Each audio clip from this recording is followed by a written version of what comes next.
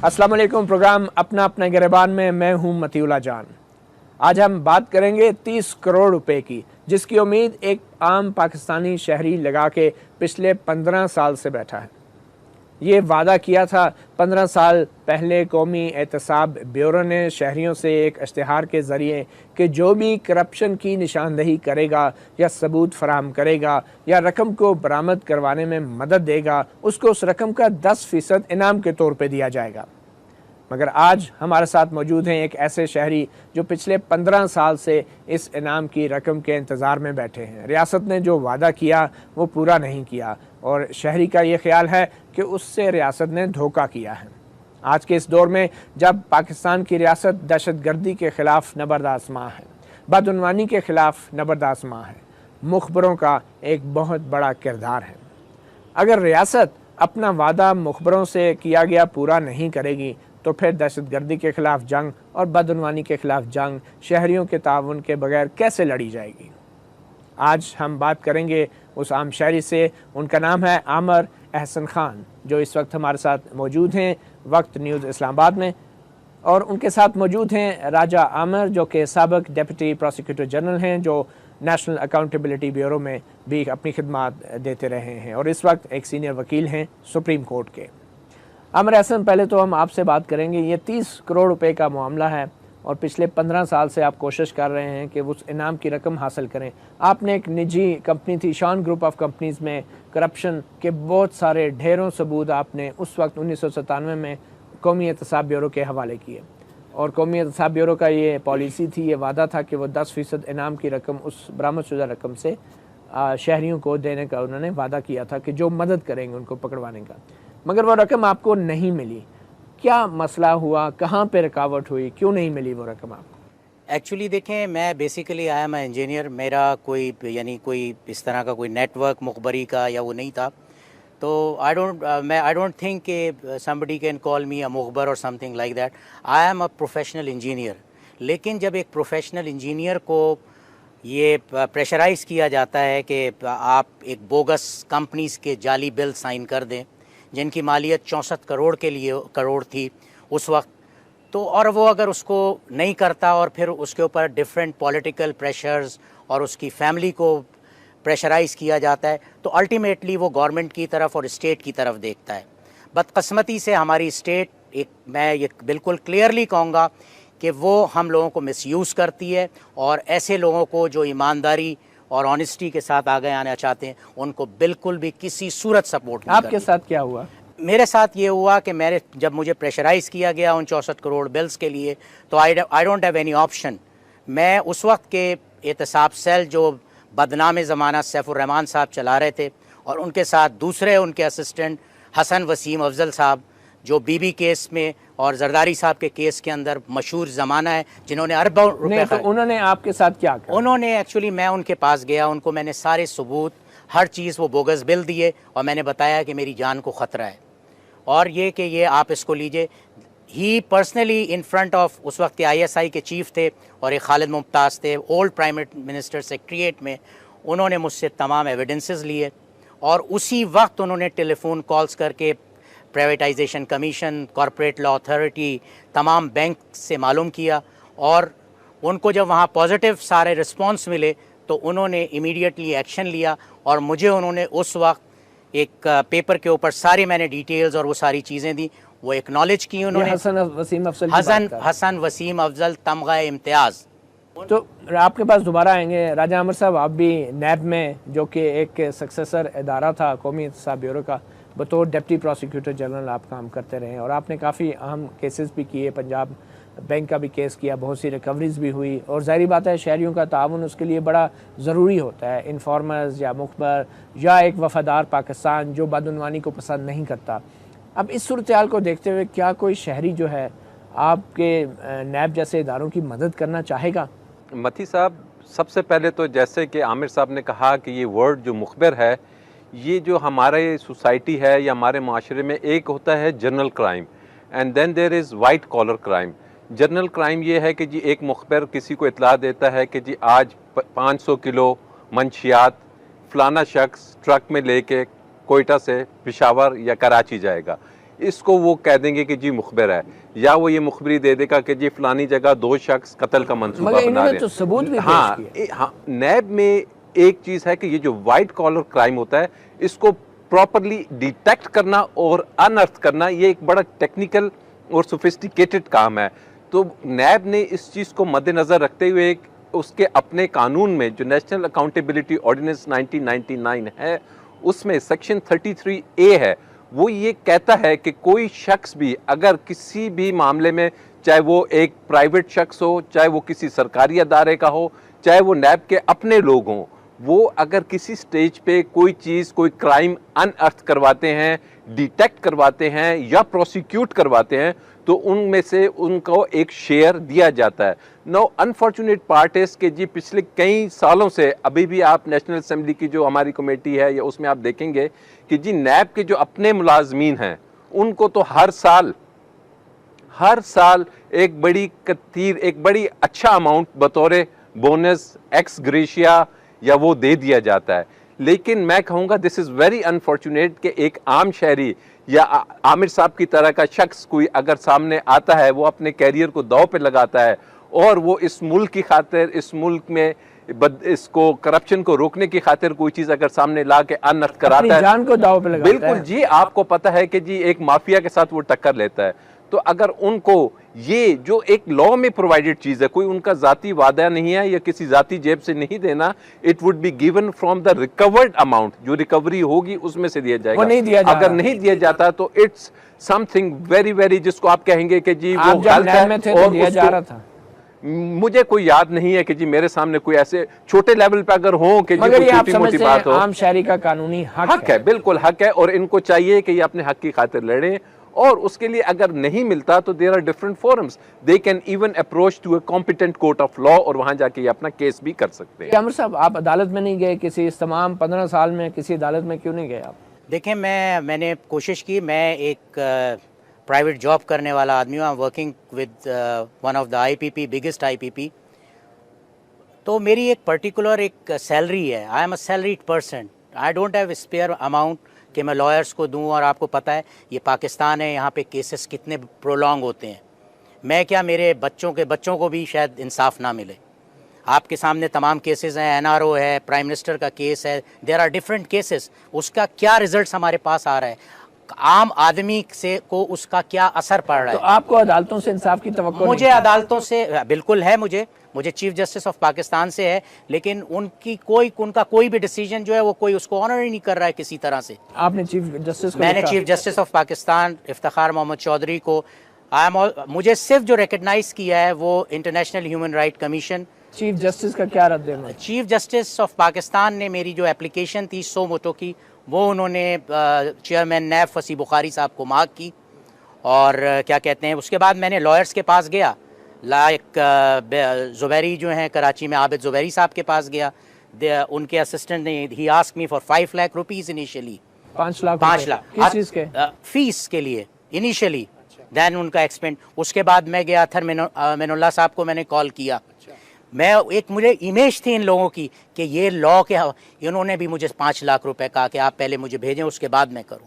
तो मतलब केस लेने से पहले एडवांस? हाँ बिल्कुल, दे आर आस्किंग मी। यानी मैं ये नहीं कहूँगा कि कोई भीख दे के कर दें, एक आदमी ने इंसाफ किया है, आप हमारे लॉ को चेंज करें, अगर जो मुझे मिलता है उसमें कंटेंजेंट बेसिस पे ले लें। जैसे अभी आपसे बात करते हैं, एक मुख्तसर सी ब्रेक लेते हैं, और ब्रेक के बाद जब वापस आएंगे तो हम बात करेंगे राजा आमिर से, जो एक सीनियर वकील भी हैं, कि आखिर इतने पैसे एक आम शहरी कहाँ से लाएगा अपना हक अदालत के ज़रिए लेने के लिए। एक छोटी सी ब्रेक के बाद।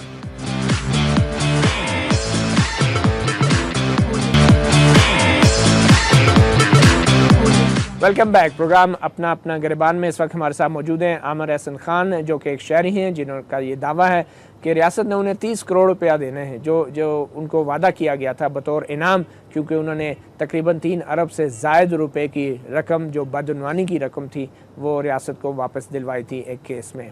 और उनके साथ मौजूद हैं राजा आमिर, जो सीनियर वकील हैं। राजा साहब, आपने सुना आमिर साहब तो कह रहे हैं कि जी 5 लाख रुपया तो वकील केस देखने का मांग लेते हैं।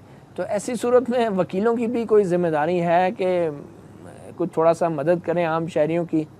5 लाख दे के कोई शहरी क्यों जो है वो किसी अदालत में जाएगा, और जान का ख़तरा अलहदा वो मोल ले रहा है। लेकिन जी जहाँ तक बात है कि जी कोई वकील इंडिविजुअली अगर कोई फ़ीस या प्रोफेशनल चार्जेस उसके हैं तो आई हैव नो कमेंट, ये उसका एक ज़ाती फेल है। वो कोई भी फ़ीस चाहे 1 रुपया ले या चाहे 1 लाख ले या 50 लाख रुपए। बात आती है कि there are lawyers in this country, ऐसे लॉयर्स भी मौजूद हैं कि जो केसेस को फ्री ऑफ कॉस्ट भी करते हैं, जो केसेस को कम फीस पे भी करते हैं। अगर ये अपने तमाम सबूत लेके चले जाएं तो मैं समझता हूं कि ज़रूर कोई ना कोई इनको ऐसे लॉयर्स मिलेंगे। लेकिन अभी मैं समझ रहा हूं आपकी बात, मेरे पास भी आएंगे तो ऑब्वियसली इनके काम शायद मैं 5 लाख रुपया नहीं लूंगा, उससे काफ़ी कम ले लूंगा, लेकिन अभी आपको फिगर कोट नहीं करूंगा कि कितना करूंगा। अच्छा आमिर साहब, ये मुख्तसर ये बताएं, ये तो वकीलों के साथ आपका तजुर्बा हो गया, जो दूसरा शोबा ज़िंदगी है, मतलब जो नैब के अपने अफसरान हैं, जो चेयरमैनों से आप मिलते रहे अपने हक के लिए, वो कुछ बताएं ना आप, उनका क्या जवाब? देखें, जब मैंने ये सारी इन्फॉर्मेशन हो गई और इस्टेब्लिश हो गया, कराची में CBC पे हसन वसीम अफजल साहब आए, उस वक्त बड़े ईमानदार ऑफिसर जावेद इकबाल साहब जो अभी IGP थे, ये वो वहाँ रहे हैं, शुजात, क्योंकि हमने ये चोरी की गाड़ी, आप जब डिप्टी प्रोसिक्यूटर जनरल थे आपको मिलता था कोई परसेंटेज केस जीतने का? या मुझे तो किसी केस जीतने का परसेंटेज नहीं मिलता, मैं तो वैसे एज एन एम्प्लॉय मिलता था। मेरे ख्याल में मुझे इस साल को 30,000 रुपए दिया, जो कि बाकी मखल करोड़ों लाखों रुपए थे, वो मिला था 30,000 रुपए। अच्छा, आप मैं कह रहे थे आमिर साहब के कौसर मलिक साहब जो डायरेक्टर आए हैं जी, उनसे आपकी जो आए नहीं है। कौसर इकबाल साहब is a permanent contract based employ of national bank. National bank को जितना इस शख्स ने नुकसान, लेकिन नेशनल बैंक को छोड़े, अच्छा, आप अपनी बात हाँ, करें। मैं कौसर मलिक साहब ने आपके केस में क्या किया? देखें, मुझे बैरिस्टर मेहरीन खान थी, प्राइम मिनिस्टर की मीडिया एडवाइज़र शौकत अजीज़ साहब की, उन्होंने चेयरमैन नवीद एहसन साहब जो थे, उनको मेरा सारा वो भेजा, केस भेजा। उन्होंने कौसर इकबाल मलिक को वो केस फॉरवर्ड कर दिया and then he called me for the presentation. अब आप ज़रा देखिए, मैं जिस वक्त नैब उसके ऑफिस में जाता हूँ तो ही सेड, आमिर साहब आप जो भी कहेंगे वो रिकॉर्ड होगा। तो आई सेड कि आप मुझे, मैं कोई मुजरिम हूँ, आप मेरा रिकॉर्ड क्यों कर रहे हैं? ये मैं आपको बता रहा हूँ, दिस इज़ द एटीट्यूड शरीफ आदमियों के साथ। अब आप एक जगह जाए, नैब की एक वैसे ही एक ज़बरदस्ती की दहशत बनी है, लेकिन मैं ईमानदारी, मैंने कहा आप रिकॉर्ड करेंगे, मैं भी रिकॉर्ड करूंगा। मैंने कहा आपको क्या नैब ऑर्डिनेंस के अंदर है भाई? क्या मसला क्या था? अच्छा, मेरा यही था कि उन्होंने सारी मुझसे डिटेल्स ली और कहने लगे ये आप छोड़ दीजिए, बहुत पुराना केस हो गया। देन ही सेड कि आमिर मैं आपका केस करता हूँ और क्या कहते हैं, इसको जो है आप हसन वसीम अफजल साहब से इंडोस करा के आ जाए। तो मैं तो बिल्कुल, जिसे कहना चाहिए, मैंने कहा you are sitting on such a big position with so much, जिसे कहना चाहिए उनकी एक पावर थी। Why don't you call Hasan Waseem Afzal? Why you are asking एक सिंपल टैक्स पेयर को कि मैं हसन वसीम अफजल के पास जाऊं और उससे इंडोसमेंट कराऊं, जो मुंह छुपाए पिछले 7 साल से मिल रहा है, जो मेरा तमगा इम्तियाज लेके बैठा हुआ है। आप मुझे बताइए मैं किसके पास जाऊं? उस शख्स ने, he is a Petarian, I am also Petarian and सदर आसिफ अली जरदारी इज ऑल्सो पिटारियन। लेकिन ये वो पिटारियन है जिसने सदर जरदारी उसमें अकाउंट कमेटी में कहा कि इसको खत लिखना पड़ेगा नैब को। It is on record.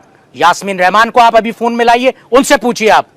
तो क्या खत लिखने? नहीं, उसने ये बात कही। आप खत लिखने के मुखालिफ? नहीं, मैं उसकी मुखालफत और उसमें it's none of my business. वो खत लिखे ना लिखे, इससे एक आम शहरी को क्या हो मिलेगा? कौसर मलिक ने आपके केस में क्या उसका रोल रहा? उसका रोल बिल्कुल नेगेटिव रहा। 7 साल उसने डेलिबरेटली मेरे केस को डिले किया, मुझे थ्रेट किया, just because he is involve with Shaan group.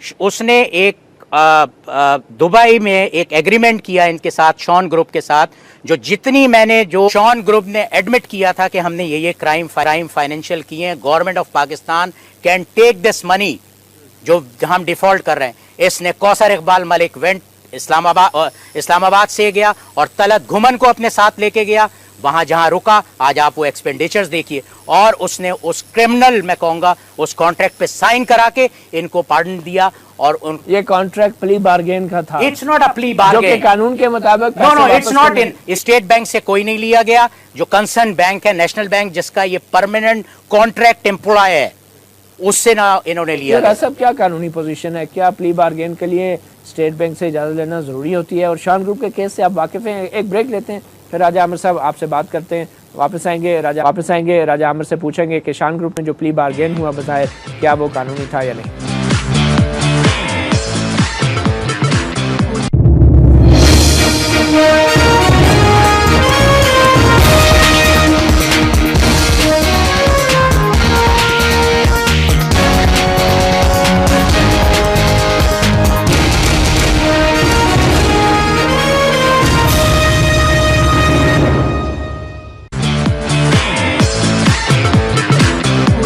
Welcome back. अपना अपना गिरबान में खुश आमदेद। हम बात कर रहे हैं Raja Ahmad, senior advocate supreme court, Shaan group के साथ जो कौसर इकबाल ने जो प्ली बारगेन बज़ाहिर किया वो किस हद तक कानूनी था। आमिर साहब का कहना है कि वो स्टेट बैंक की इजाज़त भी नहीं ली और शायद यही वजह थी कौसर इकबाल की कि इनके केस में वो मदद नहीं कर रहे थे। मती साहब, मैं तो ज़ाती तौर पर इस केस से, इट्स एन इंडिविजुअल केस, वाकिफ़ नहीं हूँ क्योंकि मेरे शायद ये नैब में होने से पहले का केस है।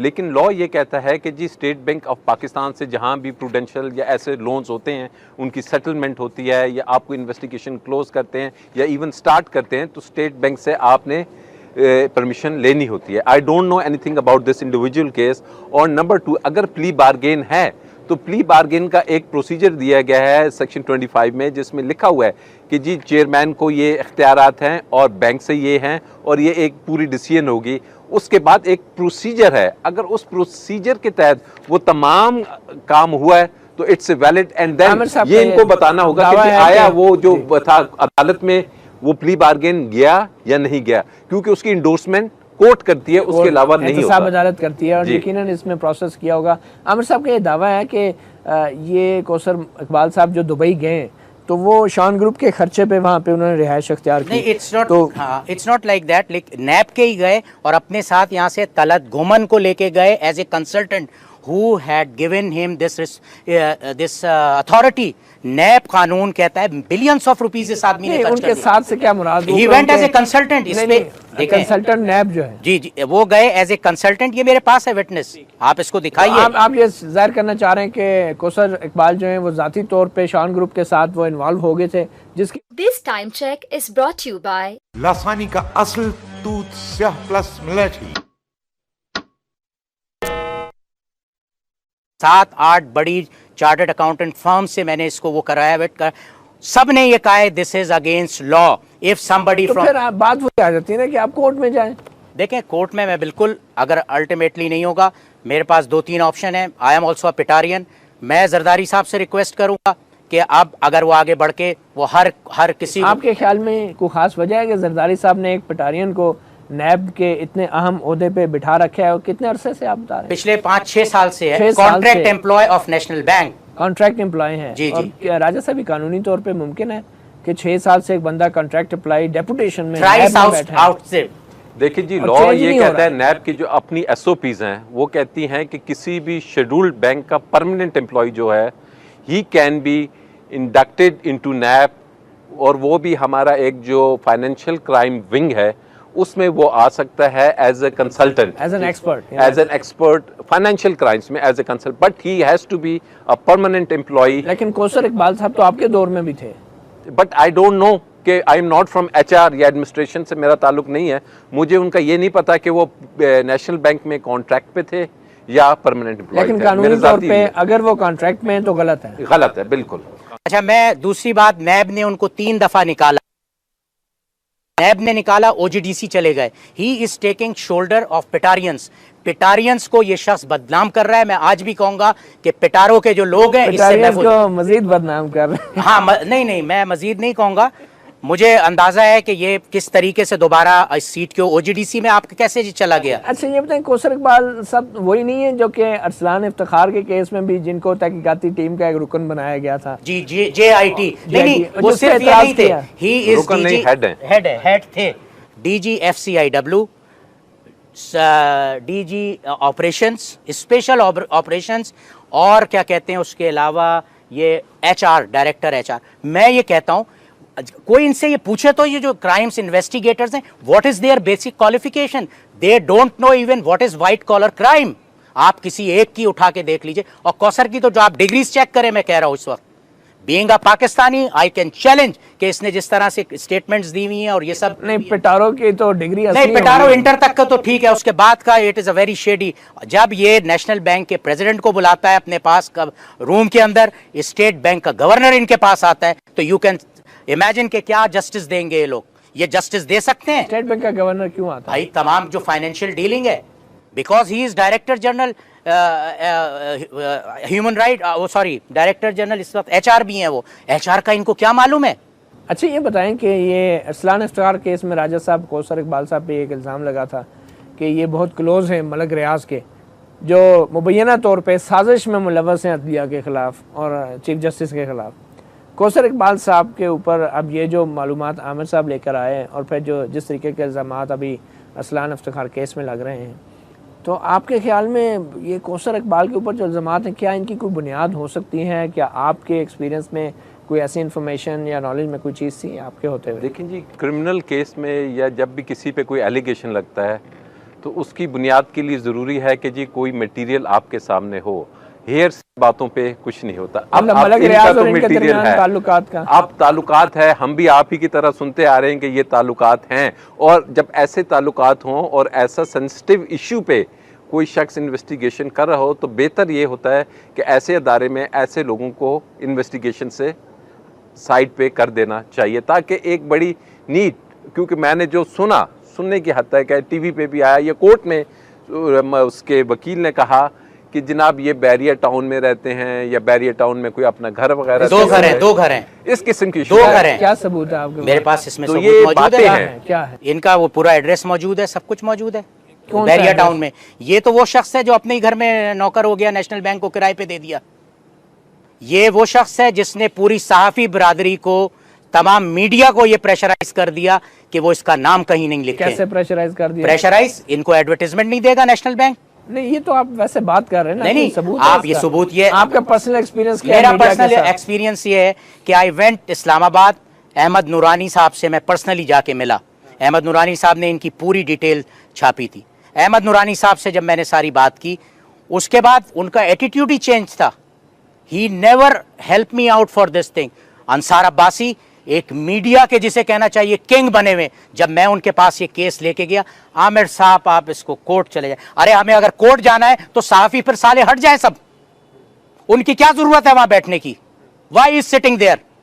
अगर वो इंडिविजुअल पाकिस्तानी की जिसने ईमानदारी से, तो आप दिन भर बैठ के पीपल्स पार्टी के इसके मुंह के ऊपर सबके ऊपर कालक मलते रहते हैं, कभी उन लोगों को जिससे आम आवाम को कोई फायदा नहीं। मुझे मेरा रिवॉर्ड मत दो, लेकिन मुझे तमगा इम्तियाज तो दो जो जिसका प्रॉमिस किया गया था।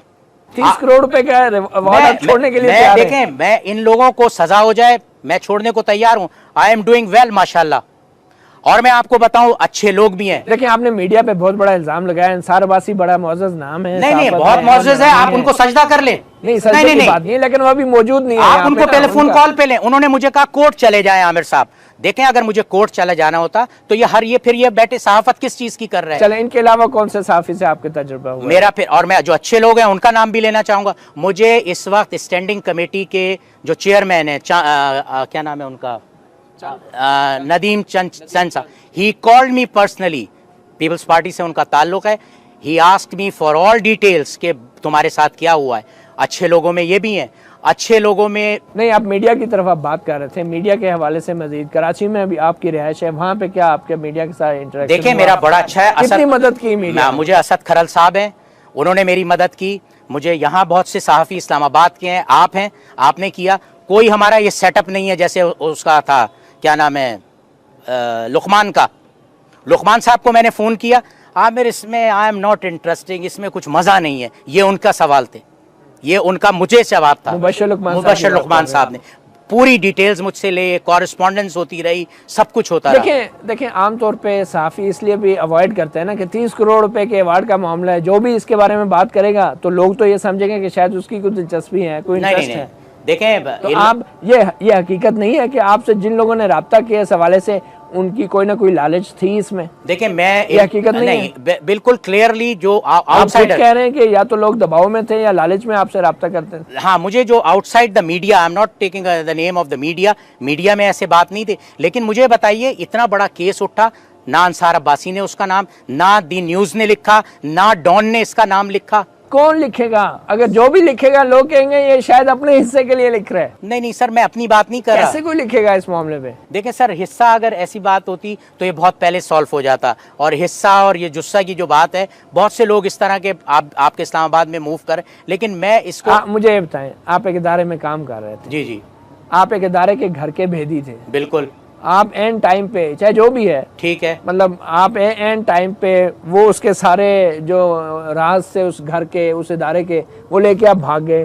30 करोड़ रुपए के लिए? नहीं, मुझे 30 शायद वो इदारा आपको इतने पैसे नहीं दे नहीं सकता नहीं, I am doing very well, लेकिन आप उस वक्त जब आप उसके नहीं, उस मुलाजिम वक्त कर रहे थे, कितनी तनख्वाह थी आपकी? मेरी उस वक्त होगी 25-30 हजार रुपए। 30,000 रुपए तनख्वाह थी? जी, जी। तो उन्होंने आपको ऑफर नहीं किए पैसे? मुझे बिल्कुल ऑफर किए, कितने ऑफर मुझे किए? कहा $1 लाख तक देके कि साइन कर दो ये बिल। $1 लाख कितने पैसे हो गए? आई डोंट नो उस वक्त क्या डॉलर का होता। 85 लाख कम होगा रुपए। उस वक्त। लेकिन एक तरफ 30 करोड़ है ना, एक तरफ 85 लाख। देखें, 30 आपने तो सोच समझ के फैसला किया ना। 30 करोड़ जो थे उस वक्त नहीं थे, मेरे दिमाग में भी नहीं था। इन्होंने जब मुझे करप्शन के लिए प्रेशराइज किया तो being a honest citizen of Pakistan मैंने ये एक्शन लिया। चलें एक छोटी सी ब्रेक लेते हैं और ब्रेक के बाद इस गुफ्तगू को जारी रखते हैं।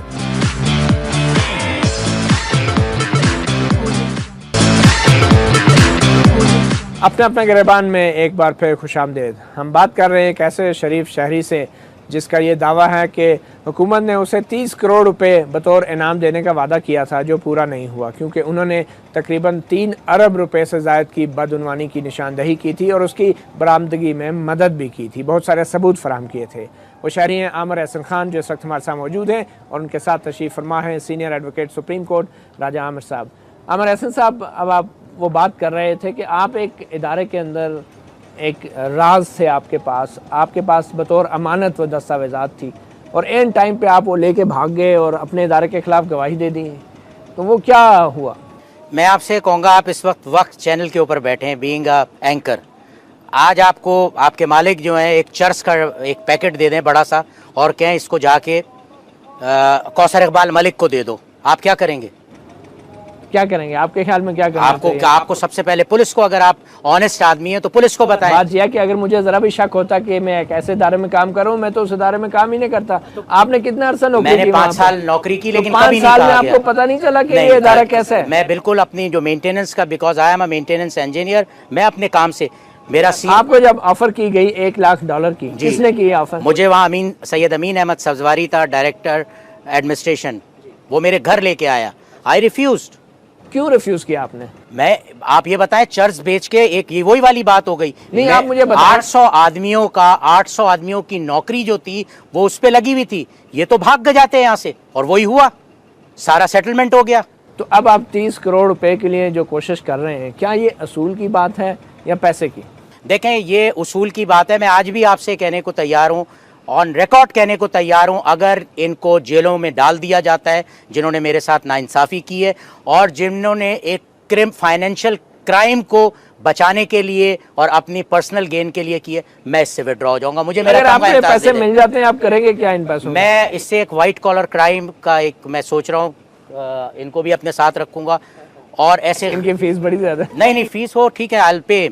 और मैं एक चैरिटेबल काम करूंगा, और अगर अल्लाह ताला ने मेरे नसीब में पैसा रखा है, इज्जत से आए और उसमें आए कि मैं गरीबों के लिए और जो मेरी तरह के लोग दर बदर ठोकरें खाते फिर रहे, उनके लिए मैं कुछ कर सकूं, तो अल्लाह ताला दे, हुकूमत दे, वरना आई डोंट नीड इट। राजा साहब, ये सारी जो आपने सुना, आमिर साहब का केस भी है, आपके ख्याल में नैब को फौरी तौर पे इस पे का कोई कार्रवाई करनी चाहिए, क्योंकि ये हुकूमत और रियासत की साख का मामला है? देखें जी, बिल्कुल इसको फौरी तौर पर अमल करना चाहिए। इनको पूरा इनका केस, इनको सुबह ही उनको बुला लेना चाहिए, बैठ के इनका केस डिस्कस हो। ये बारहा कह रहे हैं कि जी मुझे बारहा बुलाया गया, लेकिन अब जब ये कह रहे हैं कि जी कौसर मलिक या फलाना शख्स ने ये काम किया, तो मैं नहीं समझता कि उस जगह पे इनको इतनी आसानी से इंसाफ मिलेगा। आपको बुलाया भी गया नैब में? आज मुझे, जी बिल्कुल, आज मुझे बुलाया गया नैब में, and I am very satisfied. The people are very professional. Brigadier Abbasi साहब वहाँ पे थे और उनकी जो टीम थी, लॉयर भी थे 2, वो ये चाह रहे हैं कि ये केस सॉल्व हो। साहब समरा आपको 10-15 करोड़ रुपए दे दें या 5 करोड़? नहीं, कोई इस तरह हो रहा है? नहीं, इस तरह की नहीं। They are in a process, और उन्होंने कहा है कि वो मेरी पूरी हेल्प करेंगे। ये पहली दफ़ा है जो मुझे एक प्रोफेशनल टीम बनी है। और मैं आपको अभी एक और बात बता दूं, ये मैं अभी कह के जा रहा हूँ कि Kausar Iqbal will be next deputy chairman NAB. उसने जावेद ज़िया काजी साहब को हटा दिया, वो मेरे फेवर कर रहे थे। तो खबर होगी ना उस मीटिंग में क्या हुआ, आज कैसे एकदम आपकी राय बदल गई नैब के बारे में? नहीं, मेरी नैब के बारे में अभी भी नहीं। इन चंद ऑफिसर्स जो मुझे बहुत ईमानदार लगे, जिनके साथ मैं बैठा, उन्होंने मेरे केस को सुना, स्टडी किया, मुझे कोई थ्रेट नहीं किया, किसी तरह का मुझे रिकॉर्डिंग और ये सारी चीज़ों से नहीं डराया। एक अच्छे इन्वेस्टिगेशन ऑफिसर और कमेटी की तरह मेरी तमाम बातें सुनी। कौसर इकबाल से मुताल्लिक जो आपके पास मालूमात थी वो आपने शेयर की? मैंने जावेद ज़िया काजी साहब को भी भेजा हुआ है तमाम डिटेल्स, और अनफॉर्चुनेटली वो भी कौसर इकबाल मलिक की वजह से छोड़ के चले गए यहाँ से। नहीं तो ये जो आज नैब ने आपको बुलाया हुआ था वहाँ पे कौसर इकबाल मलिक के हवाले से भी कोई डिस्कशन हुई? मैं बताना चाह रहा था, but they are not interested, because I don't know why, but they are not interested in it, because I don't know now वो he is looking after HR देख रहा है या क्या है, कुछ मुझे नहीं मालूम। ये जो चीफ जस्टिस के बेटे का केस है इसमें भी कौसर इकबाल साहब पे काफ़ी तनकीद हो रही है। काफ़ी नहीं, बड़ी मुख्तसर तनकीद की गई है, बड़ी मुख्तसर तनकीद की गई है। इवन जो उनके लॉयर हैं सरदार इसाक खान, उन्होंने भी बड़ा लिमिटेड उनके लिए किया। लेकिन आई एम वेरी हैप्पी कि ये पूरी डिटेल्स, वो कॉन्ट्रैक्ट इस वक्त सुप्रीम कोर्ट में पहुंच चुका है जो इसने शॉन ग्रुप से किया था। आपने भेजा है या किसने भेजा? वो दैट आई डोंट नो, हो सकता है भेजा हुआ है आप इसाक साहब को। मैंने जो, अगर उन्होंने कुछ चीज़ मुझे पूछी तो मैंने। आप अपनी नाराज़गी जो है वो अरसलान के कंधे पे रख के कौसर इकबाल साहब पे बंदूक चला रहे हैं। देखें, कौसर इकबाल साहब बंदूक के लिए वो एटम बम से भी नहीं जाएगा। वो ही do have very strong standing in around. क्या स्ट्रॉन्ग है? कौन है उसके पीछे? भाई उसके पीछे आप पूरा, आई डोंट नो, ये मुझे नहीं मालूम है। अगर ये मुझे मालूम होता तो सीधा मैं वहीं जाता उसके पास। आप ये देख लें कॉन्ट्रैक्ट। ये आपको वाकई नहीं मालूम? क्या चीज? सच बोल रहे हैं आप? हाँ, मैं नहीं, मुझे कंफर्म नहीं मालूम कौन उसके पीछे। उसको अनकन्फर्म ये है कि OGDC चला गया, वो जब यहाँ से निकाला गया उसी दिन नेशनल बैंक। कौन है पीछे उसके? I don't know, may be some कोई मिनिस्टर होगा या कोई होगा, आई डोंट नो। लेकिन वो OGDC कैसे चला गया? उसकी ऐसी क्या कॉम्पिटेंसी है कि उसको टर्मिनेट किया नैब ने निकाला, नेशनल बैंक ने टर्मिनेट किया, लेटर पड़ा हुआ है, एंड ही केम अगेन। अच्छा राजा साहब, आखिर में मुझे ये बताएं कि ये जो अवार्ड्स हम देते हैं, रियासत देती है, अभी हाल ही में फिर 14 अगस्त को बहुत सारे कौमी एजाज़ात दिए गए, बहुत एक तवील फहरिस्त है लोगों की, और उसमें शहदा को भी दिए गए, बड़े मुल्क की खिदमत करने वालों को भी दिए गए, मगर कुछ लोगों पे एतराज़ भी है। तो ये कौमी एजाज़ात की जो तकसीम है, आपके ख्याल में ये मेरिट पे है और ये सही बुनियादों पे दी जाती हैं, या इसके हवाले से भी कोई हुकूमत को कोई नई पॉलिसी बनानी पड़ेगी? कि ये जो अवार्ड्स देते हैं लोग, इनको भी एक अवार्ड देना चाहिए कि ये ऐसे लोगों को अवार्ड दे रहे हैं। अब हमें तो समझ नहीं आता है कि जी इसमें क्राइटेरिया क्या होता है, और 30 साल के बाद अचानक किसी एक शख्स को क्या याद आ जाता है कि जी आज से 10 साल पहले इस शख्स को देनी थी, या हु डिटर्मिन्स कि जी ये एक नेशनल हीरो है। आप ही के मीडिया से मुतालिक कुछ अवार्ड दिए गए, अब हमें समझ नहीं आती कि जी कौन सी ऐसी बात है, किस बात पे ये अवार्ड दिया जाता है। कम से कम उसको पब्लिसाइज करें कि जी इनका ये फ़लाना शूट था, ये फ़लाना एक्ट था, ये फ़लाना केस था, ये लॉयर हैं, इन्होंने जी फ़लानी मोमेंट में काम किया, या इन्होंने ये केस लड़ा, या इन्होंने जेल में जाके बैठे। कोई पता तो चले कि जी किस लिए इनको अवार्ड्स दिए गए। तो आई टोटली बिलीव कि जी एक किसी प्राइम मिनिस्टर हाउस या प्रेसिडेंट हाउस या फ़लानी जगह से 4 आदमी बैठ के फैसला करते हैं और उन्हें अवार्ड दे दिया जाता है। और इस तरह के अवार्ड की तकसीम से अवार्ड्स की वक़्त भी कम होती है। देखिए जी, वक़्त तो तब रहती है ना, अगर एक अवार्ड मोहम्मद अली क्ले ने लिया था, उसके बाद कोई और बॉक्सर लेगा तो ये बहुत बड़ी वक़्त की बात होगी। लेकिन एक अवार्ड किसी चोर करप्ट को दिया जाए और कल को किसी लिटरेरी आदमी को दिया जाए, तो मेरे ख्याल में उस लिटरेरी आदमी को और वो जर्नलिस्ट जो समझता है कि ये कौन लोग और कैसे लोग मुझे अवार्ड दे रहे हैं, उन लोगों को तो वो अवार्ड उतार के फेंक देने चाहिए। और इसकी एग्जांपल्स हैं कि लोगों ने तमगे उतार के फेंके और लेने से इनकार किया। आमिर साहब, आप एक ऐसा तमगा एक ऐसे शख्स के हाथों वसूल करना चाहते हैं जिसकी नाक के नीचे ये सब कुछ हो रहा है आपके साथ?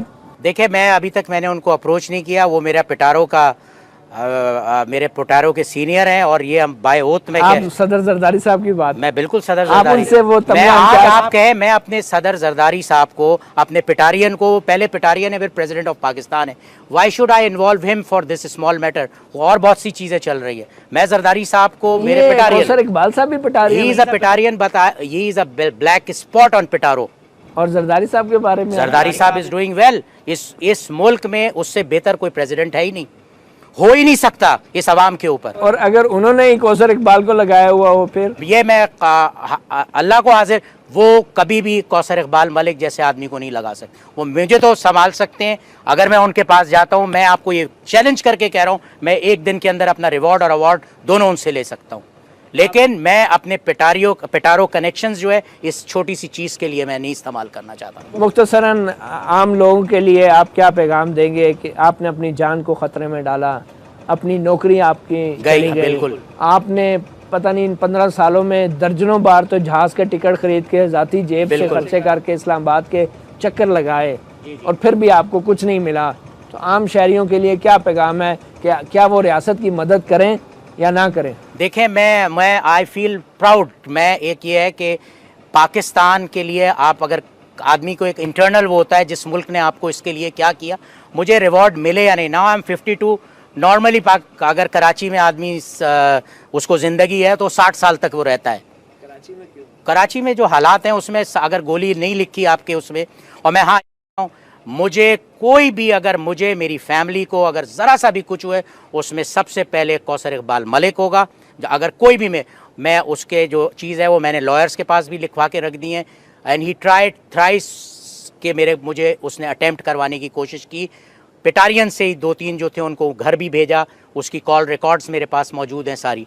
और दूसरा मैं आवाम को ये कहूँगा और लोगों से भी ये कहूँगा कि ये मुल्क जो है ये इलीट या 600 पाकिस्तानियों के लिए नहीं बना है, ये तुम्हारा मुल्क है। इस मुल्क के लिए ऑनेस्टी के साथ आगे बढ़ो और रिजल्ट्स जो है वो अल्लाह ताला पे छोड़ो। ये ज़मीन, इस ज़मीन का कोई कसूर नहीं है। और बदउनवानी और दहशतगर्दों के खिलाफ मालूमात देते रहें शहरी। बिल्कुल देते रहें। इंशाअल्लाह ताला एक दिन वो वक्त आएगा कि हम सरवाइव करेंगे। और मैं आपको एक बात और बताना चाहता हूँ कि इस ज़मीन की जो है कर्ज वो हम मरते दम तक नहीं उतार सकते। और अगर ये 30 करोड़ आपको मिल गया फिर तो आप की कोशिश होगी कि एक ऐसा इदारा बना दिया जाए कि जिसमें मजीद लोग जो हैं वो रियासत की मदद करें। बिल्कुल, रियासत की मदद करें, वाइट कॉलर क्राइम। और मैं एक बात और कहना चाहूँगा चेयरमैन नैब से, मैं आपको एक बात बता दूं, ये this is my personal experience. ये इन चेयरमैन फसी बुखारी साहब के ज़माने में ये बात हुई है कि मुझे आज सुना गया, मेरी बात सुनी गई। बहुत शुक्रिया। आमिर अहसन साहब, सीनियर एडवोकेट सुप्रीम कोर्ट राजा आमिर साहब बात कर रहे थे। हम एक शरीफ शहरी के उस उम्मीद की जो उसने हुकूमत से लगा रखी है, और वो उम्मीद कोई मामूली नहीं है। 30 करोड़ रुपए का वो वादा जो बकौल उनके हुकूमत ने उनसे किया था इनाम की सूरत में देने का, क्योंकि उन्होंने 3 अरब रुपए से ज़ायद की बदउनवानी का शिकार रकम जो है वो वापस हुकूमती ख़जाने में जमा कराने में मदद की थी। अभी तक उम्मीद से हैं और अब आज ही नैब में उनकी मुलाकात आला हुकाम से हुई है। अब उनको मज़ीद उम्मीद बन गई है। हम आपको गुड लक ही कह सकते हैं आमिर अहसन साहब। और शहरियों के लिए भी ये पैगाम अभी तक पुरजोश है। जिस तरह आमिर अहसन के बावजूद इसके कि उन्हें 15 साल से उनको उनका हक़ नहीं मिला, उनका यही पैगाम है कि दहशतगर्दी के ख़िलाफ़ और बदउनवानी के ख़िलाफ़ शहरियों को अपनी ज़िम्मेदारियाँ अदा करनी चाहिए।